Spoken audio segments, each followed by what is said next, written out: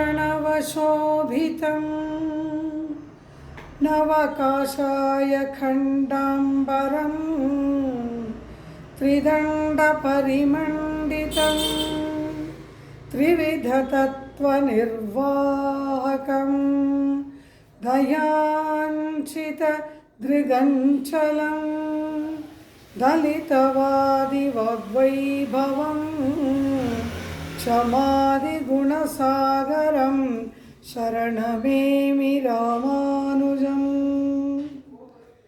श्रीविष्णुचित्तकुलनन्दन कल्पवल्लीं श्रीरङ्गराज हरिचन्दन योगदृश्यां साक्षात् क्षमां करुणया कमलामिवान्यां गोदामनन्यशरणः शरणं प्रपद्ये। அல்லினாள் தாமரை மேல் ஆரணங்கின் துணைவி மல்லினாடாண்ட மடமையில் மெல்லியலாள் ஆயர்குலவேந்தனாகத்தாள் தென்புதுவை வேயற்பயந்த விளக்கு.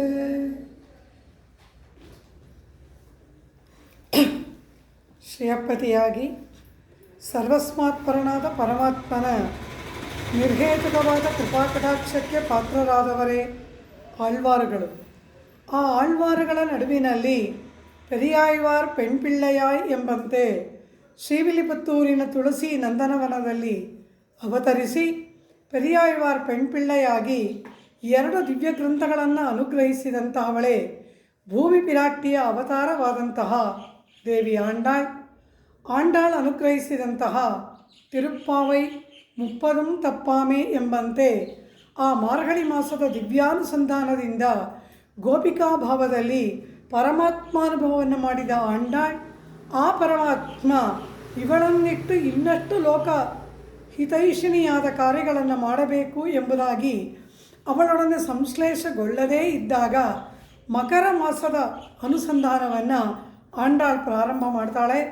ತಯ್ಯೊರು ತಿಂಗಳಂ ತರವಿಳಕ್ಕಿ தன் மண்டலமிட்டு மாசி முன்னாள் ஐயனுன் மணல் கொண்டு தெருவணிந்து அழகின கலங்கரி தனங்கதேவா உய்யவும் நங்கலோவென்று சொல்லி உன்னையும் உம்பியையும் தொழுதேன் வெய்யதோர் தழலுமிழ் ಚಕ್ಕರಕ್ಕೈ ವೆಂಗಡವರ್ಕೆನ್ನೆ ವಿಧಿಕಿತ್ತಿಯೇ ಎಂಬುದಾಗಿ ಆಂಡಾಳ್ ಆ ಪರಮಾತ್ಮನ ಮೇಲಿನ ತೀರದ ಹಂಬಲದಿಂದ ಆ ಪರಮಾತ್ಮ ತನ್ನೊಡನೆ ಸಂಶ್ಲೇಷಗೊಳ್ಳಲು ಬಾರದೇ ಇರುವಾಗ ಈರ್ವರ ನಡುವಿನಲ್ಲಿ ಪ್ರೇಮವನ್ನು ಉಂಟು ಮಾಡ್ತಕ್ಕಂತಹ ಆ ಮನ್ಮಥ ಆ ಕಾಮನನ್ನು ನೋಡಿ ಕೇವಲ ನನಗೆ ಮಾತ್ರ ಅವನ ಮೇಲೆ ಇಂತಹ ಪ್ರಾಣಾಂತಿಕವಾದ ಹಂಬಲವನ್ನು ಕೊಟ್ಟೆಯಲ್ಲ, ಅವನಿಗೆ ನನ್ನ ಮೇಲೆ ಅದೇ ಮೋಹ ಏರ್ಪಡುವಂತೆ ಮಾಡಲಾರೆಯ ಎಂಬುದಾಗಿ ತನ್ನನ್ನು ಪ್ರಿಯತಮನಾದ ಪರಮಾತ್ಮನನ್ನು ಕೂಡ ಒಟ್ಟಾಗಿ ಕೂಡಿಸುವಂತೆ ಕಾಮ ಸಮಾಶ್ರಯಣವನ್ನು ಮಾಡ್ತಕ್ಕಂತಹ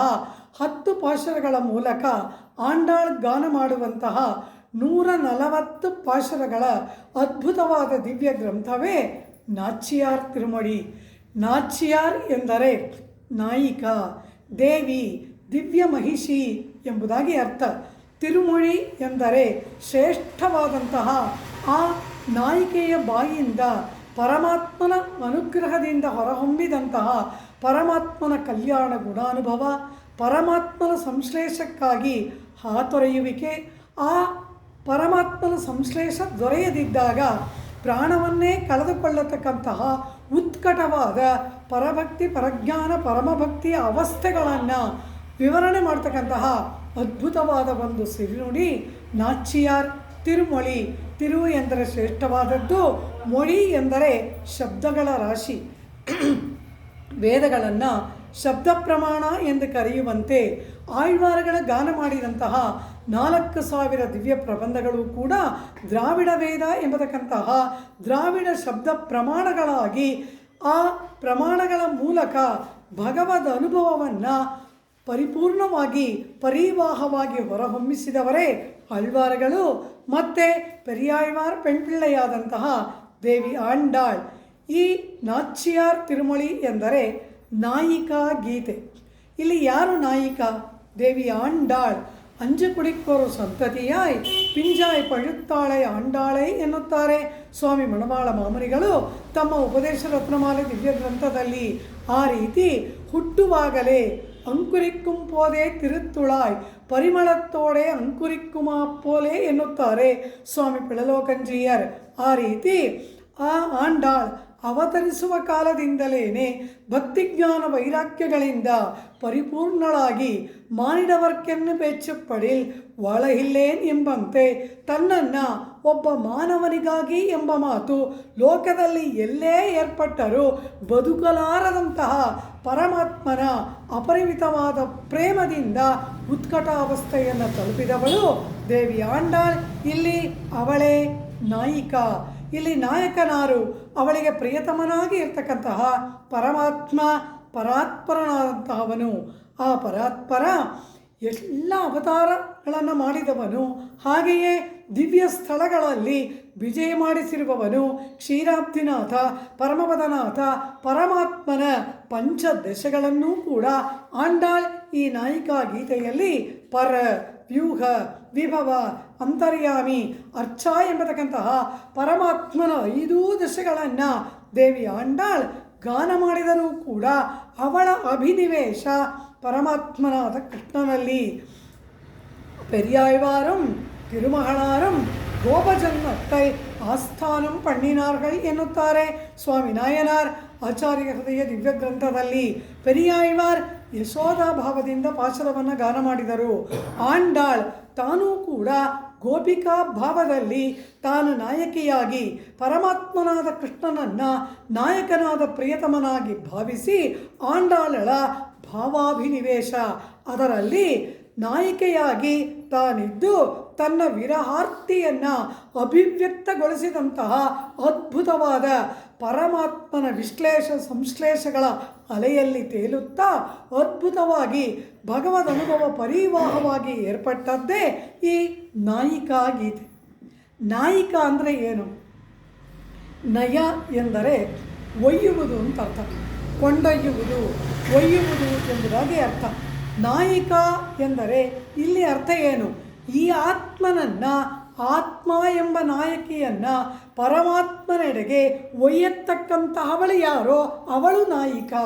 ಅಂದರೆ ಆತ್ಮ ಸ್ತ್ರೀ ಪ್ರಾಯಂ ಇತರತ್ ಸರ್ವಂ ಎಂಬಂತೆ ಸಕಲ ಜೀವಾತ್ಮಗಳು ಕೂಡ ಪರಮಾತ್ಮನಿಗೆ ಪತ್ನಿ ಸ್ಥಾನೀಯ. ಆ ಪರಮಾತ್ಮನೊಬ್ಬನೇ ಸಹಸ್ರಶೀರ್ಷ ಪುರುಷ ಎಂಬಂತಹ ಆ ವೇದೋಕ್ತವಾದ ಪುರುಷನೊಬ್ಬನೇ ಪರಮಾತ್ಮ. ಅವನು ಮಾತ್ರ ಪುರುಷ. ಸಕಲಾತ್ಮಗಳು ಎಲ್ಲವೂ ಪರಮಾತ್ಮನಿಗೆ ಪತ್ನಿ ಸ್ಥಾನೀಯವಾದದ್ದು. ಉಳಿದ ಆಳ್ವಾರಗಳೆಲ್ಲ ಪುರುಷರು. ಅವರೆಲ್ಲರೂ ಕೂಡ ನಾಯಿಕಾ ಭಾವವನ್ನು ತಮ್ಮ ಮೇಲೆ ಆವಾಹನೆ ಮಾಡಿಕೊಂಡು ಭಾಷಣ ಹಾಡ್ತಾರೆ. ಪರಾಂಕುಶ ನಾಯಿಕ ಸ್ವಾಮಿ ನಮ್ಮಾಳ್ವಾರ್, ಪರಕಾಲ ನಾಯಿಕ ಸ್ವಾಮಿ ತಿರುಮಂಗಯಾಳ್ವಾರ್, ಅದೇ ರೀತಿ ಕುಲಶೇಖರ ನಾಯಿಕ ಕುಲಶೇಖರ ಆಳ್ವಾರ್. ಹೀಗೆ ವಿವಿಧ ಆಳ್ವಾರಗಳೆಲ್ಲರೂ ಕೂಡ ತಮ್ಮನ್ನು ನಾಯಿಕೆಯಾಗಿ ಭಾವಿಸಿ ನಾಯಿಕಾ ಭಾವೇಶವನ್ನು ಆವೇಶ ಮಾಡಿಕೊಂಡು ಪಾಶ್ರ ಹಾಡಬೇಕು. ಆದರೆ ಆಂಡಾಳಳ ಹಾಗಲ್ಲ.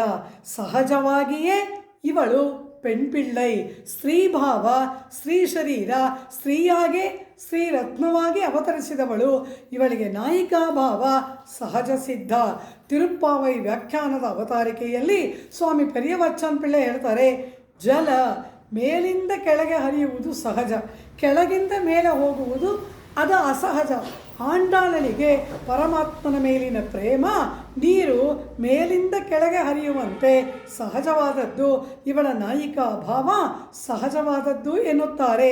ಅಂತಹ ಆ ನಾಯಿಕ ಭೂಮಿ ವಿರಾಟ್ಟಿಯ ಅಪರಾವತಾರವಾದಂತಹ ದೇವಿ ಆಂಡಾಳ್ ಗಾನ ಮಾಡಿದಂತಹ 140 ಪಾಶುರಗಳು ಸ್ವಾಮಿ ವೇದಾಂತ ದೇಶಿಕರ್ ತಮ್ಮ ಪ್ರಬಂಧ ಸಾರದಲ್ಲಿ ತೂಯ ತಿರುಮಹಳಾರ ಎಂಬುದಾಗಿ ಹೇಳ್ತಾರೆ.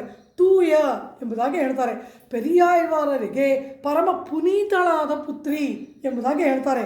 ಆಳ್ವಾರ್ ತೂಯ ತಿರುಮಹಳಾರಾಯ್ ಆಂಡಾಳ್ ಎಂಬುದು ಸ್ವಾಮಿ ವೇದಾಂತ ದೇಶಿಕರ ಶ್ರೀ ಸೂಕ್ತಿ. ತೂಯ ಎಂಬುದಾಗಿ ಹೇಳ್ತಾರೆ.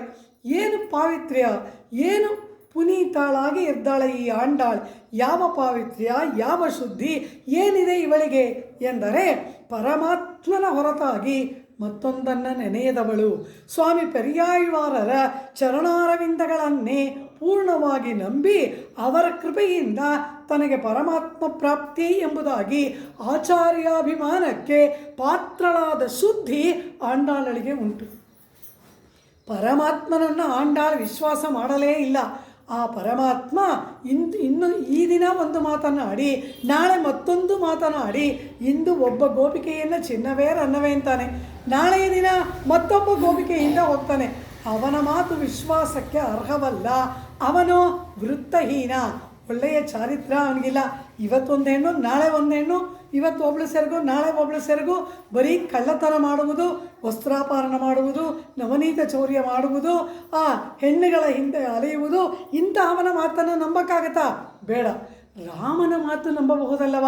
ಅವನು ಏಕಪತ್ನಿ ವ್ರತಸ್ಥ. ಅವನಾಡಿದ ಮಾತು ಯಾವತ್ತಾದರೂ ಸುಳ್ಳಾಗುತ್ತಾ ಅಂದರೆ ಆಂಡಾಳ ಅದನ್ನೂ ಹೇಳ್ತಾಳೆ ನಾಚ್ಯಾರ್ ತಿರುಮಳೆಯಲ್ಲಿ, ನಾ ರಾಮನ ಮಾತನ್ನೂ ನಂಬಲ್ಲ, ಅವನ ಮಾತು ಬೇಕಾದರೂ ಸುಳ್ಳಾಗ್ಬೋದು. ಕೊಲ್ಲೆಯರಕ್ಕಿಯೇ ಮೂಕ್ಕರಿಂದಿಟ್ಟ ಕುಮರನಾರ್ ಸೊಲ್ಲುಂ ಪೊಯ್ಯಾನಾಲ್.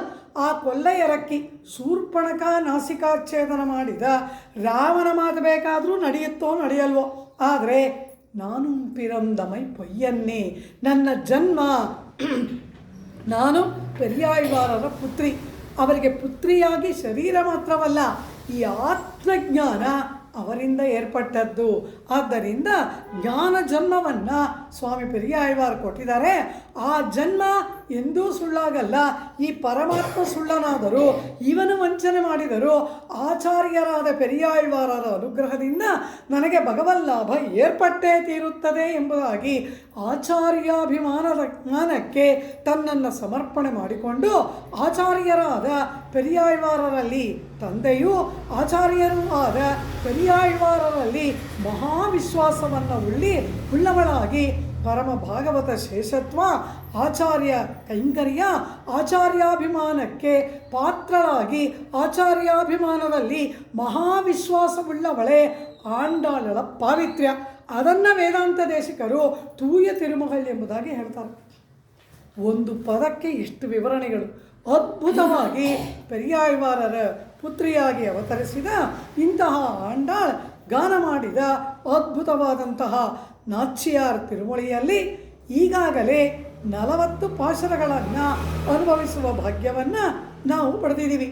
ಆಂಡಾಳ್ ತಿರುಪ್ಪಾವೆಯನ್ನು ಗಾನ ನೋಡಿದ ಕೂಡಲೇ ಪರಮಾತ್ಮನೊಡನೆ ಸಂಶ್ಲೇಷ ಏರ್ಪಡದ ಕಾಲದಲ್ಲಿ ಆ ಮನ್ಮಥನನ್ನು ತನ್ನನ್ನು ಪರಮಾತ್ಮನೊಡನೆ ಸೇರಿಸುವಂತೆ ಆ ಮನ್ಮಥ ಸಮಾಶ್ರಯಣವನ್ನು, ಕಾಮ ಸಮಾಶ್ರಯಣವನ್ನು ಮಾಡುವುದೇ ನಾಚ್ಯಾರ್ ತಿರುಮಳಿಯ ಮೊದಲ ಪಾಶರ ತಯ್ಯೂರು ತಿಂಗಳಂ ಎಂಬುದಾಗಿ. ಮಕರ ಮಾಸ ತ್ರೈಮಾಸದಲ್ಲಿ ಆ ಕಾಮನಾದ ಮನ್ಮಥನನ್ನು ಅವನ ಚಿತ್ರವನ್ನು ಬರೆದು ಅವನಿಗೆ ಪ್ರಿಯವಾದ ಪದಾರ್ಥಗಳೆಲ್ಲವನ್ನು ಕೊಟ್ಟು ಅವನ ಮನಸ್ಸನ್ನು ಒಲಿಸಿ ತನ್ನನ್ನು ಪ್ರಿಯತಮನಾದ ಪರಮಾತ್ಮನನ್ನು ಒಟ್ಟಾಗಿ ಕೂಡಿಸುವಂತೆ ಆಂಡಾಳ್ ಒಂದು ಕಾರ್ಯದಲ್ಲಿ ಉದ್ಯೋಗಿಸುತ್ತಾಳೆ. ಪರಮಾತ್ಮ ಇದನ್ನು ನೋಡ್ದ. ಆ ಪರಮಾತ್ಮ ಎಂತಹವನು? ತನ್ನನ್ನು ಆಶ್ರಯಿಸಿದವರು, ತನ್ನನ್ನು ಸಾಧನವಾಗಿ ಉಳ್ಳವರು ಮತ್ತೊಂದನ್ನು ಆಶ್ರಯಿಸಿದರೆ ಅವನು ಸಹಿಸಲಾರ. ಉಪಾಯಾಂತರ ವರ್ಣ ಎಂಬುದು ಒಬ್ಬ ಶರಣಾಗತನಿಗೆ ತ್ಯಾಜ್ಯ. ಪರಮಾತ್ಮನಾದ ಪತಿಯನ್ನು ವರಿಸಿದ ಮೇಲೆ ಇನ್ನೊಬ್ಬರ ಬಳಿಗೆ ಹೋಗಬಹುದಾ? ಇಲ್ಲಿ ಆಂಡಾಳ್ ಆ ಪತಿಯನ್ನು ಪಡೆಯುವುದಕ್ಕಾಗಿಯೇ ಕಾಮ ಸಮಾಶ್ರಯ ಮಾಡಿದರೂ ಕೂಡ ಗೋವರ್ಧನ ಪರ್ವತದ ಒಂದು ಆ ವೃತ್ತಾಂತದಲ್ಲಿ ಇದನ್ನು ಆಚಾರ್ಯರುಗಳು ಅದ್ಭುತವಾಗಿ ನಿರೂಪಣೆ ಮಾಡ್ತಾರೆ. ತಾನೇ ಗೋಕುಲದಲ್ಲಿ ಬಂದು ಅವತರಿಸಿರುವಾಗ ತನ್ನನ್ನು ಬಿಟ್ಟು ಇಂದ್ರನಿಗೆ ಪೂಜೆಯ, ದೇವತಾಂತರ ಪೂಜೆಯ, ದೇವತಾಂತರ ಸಮಾಶ್ರಯಣವ ಕೂಡದು ಎಂಬುದಾಗಿ ಆ ಗೊಲ್ಲರನ್ನು ಗೋವರ್ಧನಕ್ಕೆ ಎಲ್ಲ ಆರಾಧನೆಯನ್ನು ಮಾಡುವಂತೆ ತಿಳಿಸಿ ಆ ಗೋವರ್ಧನ ಪರ್ವತಕ್ಕೆ ಇಟ್ಟಂತಹ ಸಮಗ್ರ ಆಹಾರ ಪದಾರ್ಥಗಳನ್ನು ಪರ್ವತ ರೂಪಿಯಾಗಿ ತಾನೇ ಸ್ವೀಕಾರ ಮಾಡಿ ಆ ಗೊಲ್ಲರಿಗೆ ದೇವತಾಂತರ ಸಮಾಶ್ರಯಣದ ದೋಷವನ್ನು ತಪ್ಪಿಸಿದವನು ಈ ಕೃಷ್ಣ. ಹಾಗಿರುವಾಗ ತಾನೇ ಅವಳಿಗೆ ಪತಿಯಾಗಿ ಬರಬೇಕಾಗಿರುವಾಗ ತನ್ನನ್ನೇ ಆಶ್ರಯಿಸಿದವರು ಕಾಮ ಸಮಾಶ್ರಯಣ ಮಾಡಿದ್ರೆ ಸಹಿಸ್ತಾನ? ಕೂಡಲೇ ಬಂದುಬಿಟ್ಟ, ಅಯ್ಯಯ್ಯೋ ಅದೆಲ್ಲ ಕೂಡ್ದು ಇದನ್ನು ಬಂದ್ಬಿಟ್ಟೆ ಎಂಬುದಾಗಿ. ಆಗ ಇವರಿಗೆ ಪ್ರಣಯ ರೋಷ. ಇವರ ಅಪೇಕ್ಷೆ ಪಟ್ಟಾಗ ಅವನು ಬಾರಲಿಲ್ಲ ಅಲ್ಲವಾ, ಈಗ ಬಂದನಲ್ಲ ಎಂಬುದಾಗಿ ಆ ಕೃಷ್ಣ ಬಂದಾಗ ಇವರು ಮುಖ ತಿರುಗಿಸ್ತಾರೆ. ಯಾಹಿ ಮಾಧವ ಯಾಹಿ ಕೇಶವ மின்னிட மடவார்கள் நின்னருள் சூடுவார் என் ಪಂದುಂ ಕಳಲುಂ ತಂದು ಪೋಹು ನಂಬಿ ಅಂತಾರೆ ಸ್ವಾಮಿ ನಮ್ಮಾಳ್ವಾರ್. ನನ್ನ ಪದಾರ್ಥಗಳನ್ನೆಲ್ಲ ಕೊಟ್ಬಿಟ್ಟು ಹೋಗು, ನಿನ್ನ ಸವಾಸ ನಂಗೆ ಬೇಡ, ಅದು ಯಾವಳ ಹಿಂದೆಯೋ ಎಷ್ಟೊತ್ತು ಹೋಗಿದೆಯಲ್ಲ ಹೋಗಿ ಅವಳ ಹಿಂದೆಯೇ ಎಂಬುದಾಗಿ ಅವನು ಬರ್ತಾನಾ ಎಂಬುದಾಗಿ ಜೀವವನ್ನು ಕೈಯಲ್ಲಿ ಹಿಡಿದಿದ್ದ ಆಳ್ವಾರ್ ಅವನು ಬಂದಾಗ ಅವನನ್ನು ಆಚೆ ತಳ್ಳಿ ಬಾಗಿಲಾಗ್ತಾರೆ. ಇದು ಒಂದು ಪ್ರಣಯ ವಿಶೇಷ, ಇದು ಪ್ರೀತಿಯ ಒಂದು ಉತ್ಕಟಾವಸ್ಥೆ. ಆ ರೀತಿ ಆಂಡಾಳ ಮುಖವನ್ನು ತಿರುಗಿಸಿ ಆ ಕಾಮನನ್ನು ಆರಾಧನೆ ಮಾಡುವುದಕ್ಕಾಗಿ ಚಿತ್ರವನ್ನು ಬರೆಯುವುದು, ಅವನಿಗಾಗಿ ಪುಟ್ಟ ಮರಳಿನ ಮನೆಯನ್ನು ಕಟ್ಟುವುದು ಇತ್ಯಾದಿ ಕಾಮ ಪೂಜೆಯ ವ್ಯವಹಾರದಲ್ಲಿ ಮುಳುಗಿದ್ದಾಗ ಅವನು ಬಂದು ಏನು ಮಾಡ್ತಾನೆ, ಅದೆಲ್ಲ ಕೆಡಿಸ್ತಾನೆ. ಕಾಲಲ್ಲಿ ಒರೆಯೋದು, ಕೈಯಲ್ಲಿ ಕೆಡಿಸೋದು ಇತ್ಯಾದಿಗಳನ್ನು ಮಾಡಿ ಇದನ್ನೆಲ್ಲ ನೀವು ಮಾಡಬಾರ್ದು ಅಂತಾನೆ. ಆಗೇನು ಹೇಳ್ತಾಳೆ, ತೊಟ್ಟುದೈತ್ತು ನಲಿಯೇಲ್ ಕಂಡಾಯ್ ಎಂಗಲ್ ಶಿತ್ತಿಲ್ ಒಂದು ಶಿದೆಯೇಲೆ. ನೀನು ಇದೆಲ್ಲ ಕಾರ್ಯವನ್ನು ಮಾಡಬೇಡ, ನೀನು ಹೋಗು, ನೀನು ನಮ್ಮ ಪಾಡಿಗೆ ನಾವು ಏನೋ ಮಾಡ್ಕೊಳ್ತೀವಿ, ನೀ ತಾನೇ ಬರದೇ ಇರೋನು, ನೀ ತಾನೇ ನಮ್ಮನ್ನು ಹಿಂಸೆ ಮಾಡುವವನು, ಹೀಗಿರುವಾಗ ಈಗ ಯಾಕೆ ಬಂದೆ, ಹೋಗು. ಶಿತ್ತಿಲ್ ಒಂದು ಶಿದೆಯೇಲೆ. ನಾವು ಕಟ್ಟಿದ ಆ ಆಟದ ಮರಳಿನ ಮನೆಗಳನ್ನು, ಆ ಕಾಮನಿಗಾಗಿ ಮಾಡಿದ ಪೂಜಾ ವ್ಯವಸ್ಥೆಯನ್ನೆಲ್ಲ ನೀ ಕೆಡಿಸ್ಬೇಡ, ನೀನು ಹೋಗು ಎಂಬುದಾಗಿ ಹೇಳಿದಾಗ ಅವನು ಹೋಗ್ತಾನೆ. ಇಬ್ಬರಿಗೂ ದೊಡ್ಡ ವಾಗ್ಯುದ್ಧವೆಲ್ಲ ನಡೆಯುತ್ತೆ. ಕೊನೆಗೇನಾಗುತ್ತೆ, ಅವನು ಇವರನ್ನು ಎಲ್ಲವನ್ನು ಕೆಡಿಸ್ಬಿಟ್ಟು ಕಾಮ ಪೂಜೆಯನ್ನು ಮಾಡಿಬಿಟ್ಟು ಅವನು ಕಣ್ಮರೆಯಾಗ್ಬಿಟ್ಟ. ಈಗ ಮತ್ತೆ ವಿರಹ ಅಧಿಕವಾಯಿತು. ಈಗೇನು ಮಾಡೋದು, ಈ ಕೃಷ್ಣ ಪರಮಾತ್ಮ ಬರ್ತಾನೆ, ಕೈಗೂ ಸಿಗೋದಿಲ್ಲ, ಓಡಿ ಹೋಗ್ಬಿಡ್ತಾನೆ. ಹೀಗೆ ಸಾಧನಾಂತರ ಪರತೆಯನ್ನು ಅವನು ಸಹಿಸದೇ ಇದ್ದಾಗ ಆ ಶಿತ್ತಿಲ್ ಒಂದು ಶಿದೆಯೇಲೆ ಎಂಬುದಾಗಿ ಆಂಡಾಳ್ 10 ಪಾಶರಗಳನ್ನು ಗಾನ ಮಾಡಿದಳು. ಅನಂತರ ಈ ಪರಮಾತ್ಮ ಈ ವಿರಹ ನಮಗೆ ಅಧಿಕವಾಗಿಬಿಡ್ತು. ಈಗ ಬಂದು ದರ್ಶನ ಕೊಟ್ಟ, ನಾವು ಕಟ್ಟಿದ್ದ ಮರಳಿನ ಮನೆಯೆಲ್ಲ ಕೆಡಿಸ್ದ, ಆದರೆ ಕೈಗೆ ಸಿಕ್ಕನ ಆಲಿಂಗನ ಮಾಡ್ಕೊಳ್ಳೋ ಅಂದರೆ ಕಣ್ಮರೆಯಾಗಿ ಹೋಗ್ಬಿಟ್ಟ. ತಾಪ ಅಧಿಕವಾಗಿಬಿಡ್ತು. ಈ ತಾಪವನ್ನು ಪರಿಹಾರ ಮಾಡ್ಕೊಳ್ಳೋಕೆ ಏನು ಮಾಡೋದು, ಇರೋದು ಒಂದೇ ದಾರಿ, ಯಮುನಾ ನದಿಯಲ್ಲಿ ಮುಳುಗಿ ಕೃಷ್ಣನ ದಿವ್ಯಮಂಗಳ ವಿಗ್ರಹವನ್ನು ಸ್ಪರ್ಶ ಮಾಡಿದ ಯಮುನಾ ತೀರ್ಥ, ಆ ತೀರ್ಥದ ಸ್ಪರ್ಶದಿಂದಲಾದರೂ ನಮಗೆ ತಾಪ ಪರಿಹಾರವಾಗುತ್ತಾ ಅಂದ್ಬಿಟ್ಟು ಯಮುನಾ ನದಿಯಲ್ಲಿ ಆ ಪನಿ ನೀರಾಡುದಲ್ ಎಂಬುದಾಗಿ ಆ ಯಮುನಾ ನದಿಯಲ್ಲಿ ಸ್ನಾನಾರ್ಥವಾಗಿ ಹೋದರೆ ಇವರಿಗಿಂತ ಅವನಿಗೆ ಗೊತ್ತಿಲ್ಲದೆ ಹೋಗಬೇಕು. ನಾವು ಎಲ್ಲಿ ಹೋದರೂ ಅಲ್ಲಿ ಬರ್ತಾನೆ, ಕೈಗೆ ಸಿಗೋದಿಲ್ಲ. ಆದರೆ ನಾವು ಮಾಡುವ ಕಾರ್ಯಗಳನ್ನೆಲ್ಲ ಮಾಡದಂತೆ ತಡೆ ಒಡ್ಬಿಡ್ತಾನೆ, ತಾನೂ ಸಿಗಲ್ಲ. ನಾವು ಮತ್ತೇನಾದರೂ ಪ್ರಯತ್ನ ಮಾಡೋಕ್ಕೋದ್ರೆ ಅದಕ್ಕೂ ಬಿಡಲ್ಲ. ಅವನಿಗೆ ತಿಳಿಯಲೇಬಾರದು. ನಾವು ಹೋಗಿ ಯಮುನಾ ನದಿಯಲ್ಲಿ ಪ್ರಾತಃ ಕಾಲ ಅಧಿಕಾಲ ಬ್ರಾಹ್ಮ ಮುಹೂರ್ತದಲ್ಲಿ ಹೋಗಿ ಆ ಯಮುನಾ ನದಿಯಲ್ಲಿ ಸ್ನಾನ ಮಾಡೋಣ, ಪನಿ ನೀರಾಡೋದಲ್ಲಿ ಪೋವೋಂ ಎಂಬುದಾಗಿ ಎಲ್ಲ ಗೋಪಿಕೆಯರು ಕೂಡ ಯಮುನಾ ನದಿಗೆ ಹೋದರೆ ಇವ್ರು ಬರೋಕ್ಕೆ ಮುಂಚೆ ಒಂದು ಮರದ ಮೇಲೆ ಕೂತಿದ್ದಾರೆ. புகுந்ததிங்கந்தோ இப்பொய்கைக்கு எவ்வாறு வந்தாய் ಕೇಳ್ತಾಳೆ. ನಾವೇ ಈಗ ತಾನೇ ಬರ್ತಿದ್ದೀವಿ, ಅದು ಯಾವ ಮಾರ್ಗದಿಂದ ನೀವು ಅಂತಿದ್ದೀಯಾ? ಇವರೆಲ್ಲ ಅಲ್ಲಿ ವಸ್ತ್ರಗಳನ್ನೆಲ್ಲ ಇಟ್ಟಿದ್ದಾರೆ ಆ ಯಮುನಾ ನದಿಯಲ್ಲಿ ಸ್ನಾನ ಮಾಡಬೇಕು ಎಂಬುದಕ್ಕಾಗಿ.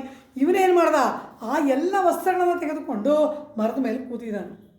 ಈಗೇನು ಮಾಡ್ತಾರೆ, ಗೋಪಿಕಾ ಸ್ತ್ರೀಯರು ಅವರ ವಸ್ತ್ರಾಪಹರಣವನ್ನು ಮಾಡಿದಾಗ ಆ ಕೃಷ್ಣನನ್ನು ವಸ್ತ್ರಕ್ಕಾಗಿ ಪ್ರಾರ್ಥಿಸಿದಂತೆ ನಾಮಮಾಯಿರಮೆತ್ತ ನಿನ್ನ ನಾರಾಯಣ ನರನೇ ಉಣ್ಣೆ ಮಾಮಿತನ್ ಮಹನಾ ಪೆತ್ತಾಲ್ ಯಮಕ್ಕೆ ವಾದೈತವಿರುಮೆ ಎಂಬುದಾಗಿ 1000 ನಾಮಗಳನ್ನುಳ್ಳ ಓ ನಾರಾಯಣನೇ, ಅದು ನೀನಲ್ಲವಾ? ಅಂತಹ ನೀನು ಹೀಗೆಲ್ಲ ನಮ್ಮನ್ನು ಹಿಂಸೆ ಮಾಡಬಹುದಾ? ಸ್ತ್ರೀಯರನ್ನು ವಿವಸ್ತ್ರರಾಗಿ ನೋಡುವುದು ಉಚಿತವಾ?